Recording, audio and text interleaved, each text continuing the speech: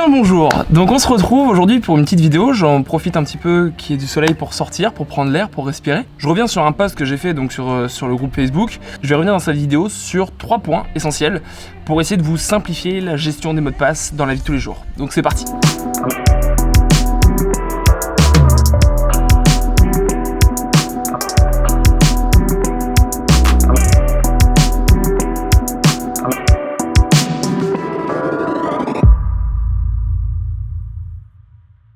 Donc comme je te l'ai dit, je vais revenir sur 3 éléments. Le premier, ça va être une solution mémotechnique pour avoir un mot de passe différent à chaque fois et pour autant s'en souvenir tout le temps. La deuxième, c'est une solution payante qui nous permet donc de pouvoir gérer nos mots de passe de façon plus poussée, avec plus de sécurité et qui peut proposer d'autres avantages. Et la troisième et dernière, c'est juste une petite solution, un petit hack entre guillemets, qui permet d'afficher un mot de passe quand il est crypté et qu'il est sous forme de points. Donc premier point que je voulais aborder, une solution mémotechnique. Alors l'idée elle est très simple, par exemple vous allez prendre une phrase qui vous correspond. Je vais donner un exemple tout simple, vous allez prendre une phrase avec je fais du sport 3 fois par semaine.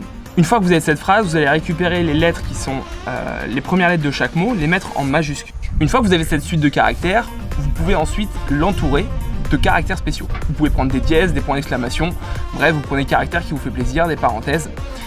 Et une fois que vous avez ce tronc commun, c'est la base de votre mot de passe. Ensuite, l'idée, c'est de pouvoir ajouter les 3 dernières lettres de chaque site sur lesquels vous voulez rentrer. Par exemple, si ce mot de passe-là est géré pour Gmail, vous allez prendre ce tronc commun et ajouter les 3 dernières lettres en minuscules qui sont GMA. Si c'est pour Facebook, FAC, pour Amazon, AMA, bref, vous avez compris la suite.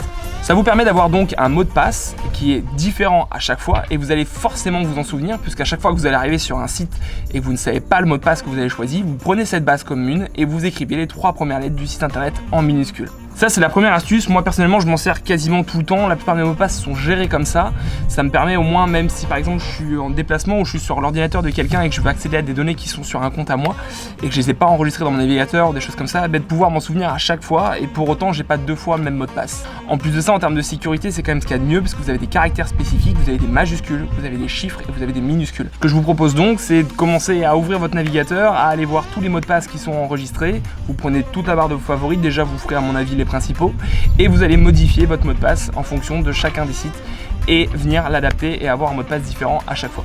Ensuite, on va passer à la deuxième méthode qui est l'utilisation d'une application payante. Il en existe plusieurs, mais pour ma part, moi j'utilise Dashlane.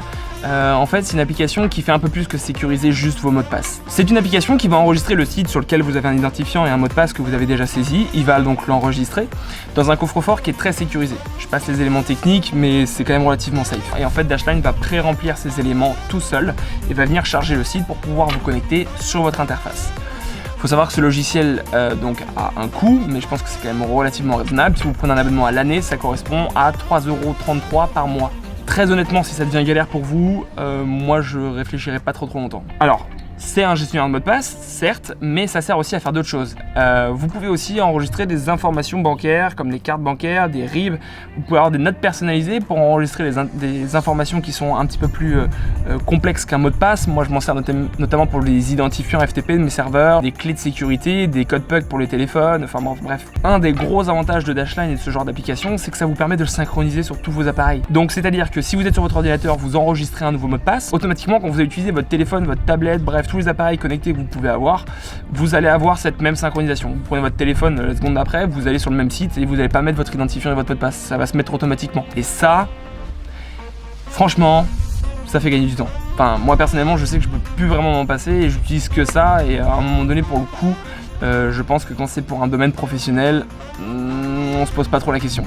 Et donc le troisième et dernier point, donc c'est pas forcément pour gérer vos mots de passe, mais c'est simplement une petite astuce que j'avais envie de vous montrer qui vous permet donc de dévoiler un mot de passe qui est masqué. Par exemple, là j'ai pris la page Facebook, donc là vous allez donc renseigner donc votre adresse mail, votre mot de passe, ça vous le connaissez. L'idée est de pouvoir afficher donc ce mot de passe ici. Donc en fait, ce qu'on va venir faire, c'est qu'on va venir faire un clic droit sur ce mot de passe et on va venir faire inspecter. Quand on fait inspecter, automatiquement l'ordinateur va nous sortir donc le code du site. Il n'y a pas besoin de développeurs, vous inquiétez pas, ça va bien se passer. En fait, la première ligne qu'il va mettre en surbrillance, ici là sur le côté, peut-être qu'il vous affiche cet élément sur le bas, mais c'est exactement la même chose. Il va donc mettre en surbrillance une ligne de code ici. Vous devez trouver dans la ligne de code type égale entre crochets password. Et là, la petite manip qu'il va falloir faire, c'est faire un double clic sur ce password là et écrire texte. Et vous faites entrer. Et là en fait, comme par magie, ça va vous afficher en fait le mot de passe. Faut savoir que cette ligne de code, c'est ni plus ni moins qu'une interprétation du navigateur pour que le mot de passe soit caché. Mais vous êtes bien d'accord que si à un moment donné le navigateur, donc Chrome, Firefox, Mozilla, bref, vous pouvez vous connecter, c'est pas en envoyant des points, c'est que le navigateur, votre ordinateur, a derrière ces points qui sont cachés le vrai mot de passe. En faisant cette manipulation, on ne fait que afficher les caractères que le navigateur va réellement envoyer au serveur du site pour pouvoir se connecter. Et bien voilà, donc on a fait le tour de ces 3 points. J'espère que cette vidéo vous aura plu, que ce format vous convient, vous plaît. Si c'est le cas, n'hésitez pas à me dire dans les commentaires. Si vous connaissez d'autres applications payantes pour gérer vos mots de passe, et bien pareil, vous pouvez me le dire également dans les commentaires. Ce sera avec plaisir qu'on pourra comparer les différentes solutions. Sur ce, voilà, je vous remercie d'avoir regardé cette vidéo et je vous dis à bientôt. Salut!